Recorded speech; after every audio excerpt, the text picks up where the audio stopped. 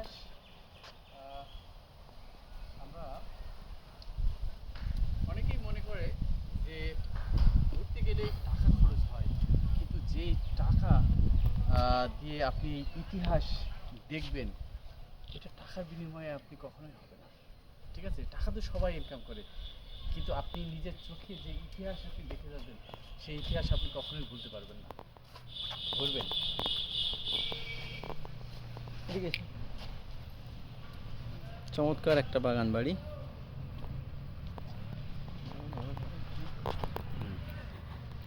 চলছে। আসলে এসব জায়গায় আসলে নিজের মনটা ভালো লাগে, ইতিহাস জানা হয়। মুর্শিদ কুলি খাঁর মতো একজন ব্যক্তি যে কিনা নিজে মৃত্যুর আগে অনুতপ্ত হয়, তার এমন একটা ঘটনা ছিল যে সে অনুতপ্ত হয়ে নিজে সমাধি নিয়েছে এই মসজিদের গেটের পাশে একটা সিঁড়ি আছে, সিঁড়ির নিচে। এটা খুবই আশ্চর্যজনক।